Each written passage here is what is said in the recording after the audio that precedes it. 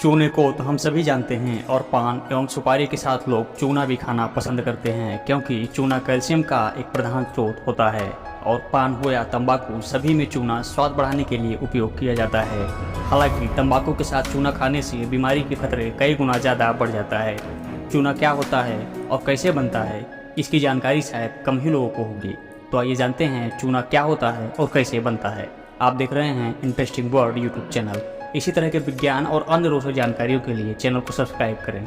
दरअसल खाने वाला चूना एक प्रकार का कैल्शियम कार्बोनेट का बना पत्थर होता है जो पानी में डालने पर जमने के बजाय फूल जाता है।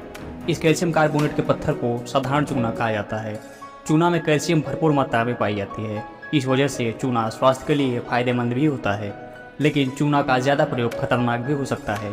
खाने वाले चूने को बनाने के लिए सबसे पहले साधारण चूने को पानी से भरे टंकी में डाल दिया जाता है। यही साधारण चूना जो समुद्र जीव के मरने से बनता है।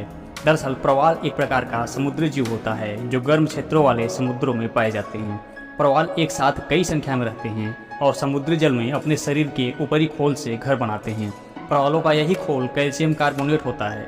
अपने आवास में रहते हुए जब प्रवाल मर जाते हैं तो वे पानी में ही जम जाते हैं। इस प्रकार जैसे जैसे पुराने प्रवाल मरते जाते हैं, इनकी बॉडी परतों के रूप में इकट्ठा होती जाती है।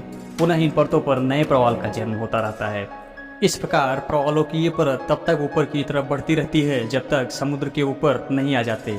इन्हीं प्रवालों की मरे हुए परत को कैल्शियम कार्बोनेट या फिर साधारण चूना कहा जाता है। कुल मिलाकर साधारण चूना मरे हुए प्रवालों के अस्थिपंजर होते हैं और इन्हीं साधारण चूने से खाने वाले चूने बनते हैं। यानी आप जो चूना खाते हो वो कोई पेड़ पौधे से नहीं बल्कि समुद्री जीव प्रवाल से बनता है, जिसे मूंगा भी कहते हैं। मरे हुए प्रवालों और उनसे साधारण चूना बनने में कई लाख वर्ष लग जाते हैं। इसलिए भारत के कई राज्यों में चूना पाया जाता है। जहाँ लाखों वर्ष पहले कभी समुद्री जल का विस्तार रहा होगा, वहाँ चूना अब चट्टानों के रूप में पाए जाते हैं।